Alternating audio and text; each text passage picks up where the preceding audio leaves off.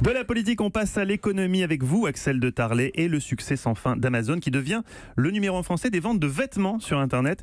Les enseignes traditionnelles ont du souci à se faire. Voilà, je ne sais pas si vous achetez vous-même des vêtements sur Internet. Alors, j'achète beaucoup de choses sur Internet, mais sur Amazon, pas de vêtements encore. Alors, j'avais pas pensé. Eh ben oui, et ben pourtant c'est là que ça se passe. On vient d'avoir les chiffres. Pour partir, le jean nous va bien, Axel.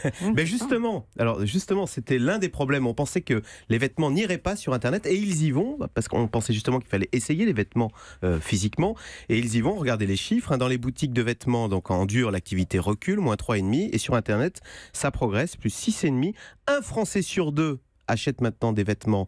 Alors ça peut être des accessoires, des ceintures ou des chaussures sur Internet. Et le panier moyen par an, moi j'étais très surpris, on dépense, ceux qui achètent dépensent en moyenne 221 € par an en vêtements, accessoires ou chaussures sur Internet.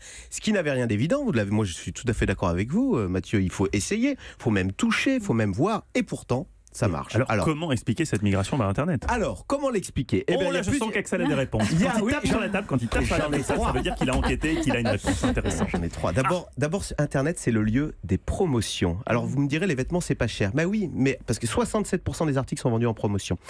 Ça vous permet d'acheter des vêtements haut de gamme à petit prix, des vêtements que vous ne pourriez pas acheter dans les boutiques parce que c'est trop cher. Deuxième point sur Internet, c'est le royaume, vous l'avez remarqué, des blogueurs, des influenceurs, des leaders d'opinion qui vous montrent des super vêtements et on a envie de craquer et on clique et hop, trois jours après, on a le vêtement qui arrive dans un paquet.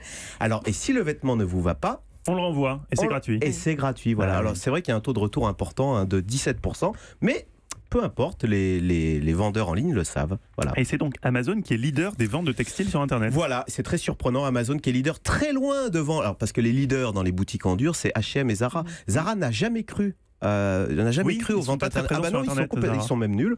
Le numéro 1 c'est Amazon, numéro 2 c'est vente privée, Zalando. Alors vous savez, à l'origine c'était des ventes de chaussures sur Internet. Mais ça veut dire que les grandes enseignes traditionnelles type H&M et Zara ont du souci à se faire parce que Amazon ne va pas s'arrêter là. Amazon c'est un rouleau compresseur. Il n'a aujourd'hui que 7% du marché des vêtements en ligne. Mais si vous regardez dans la hi-fi, maintenant on dit multimédia, ça fait mieux que hi-fi. Oui. Ils ont 50% du marché. Dans le jouet ils ont 42% du marché, et vous remarquez que dans les centres-villes, les boutiques de jouets, les boutiques de multimédia ont disparu. Et ben écoutez, les boutiques de vêtements, j'espère qu'elles ne prendront pas le même chemin, parce que sinon ce sont nos centres-villes qui sont menacés. D'ailleurs, vous savez qu'en juin dernier, les sénateurs voulaient justement créer une taxe.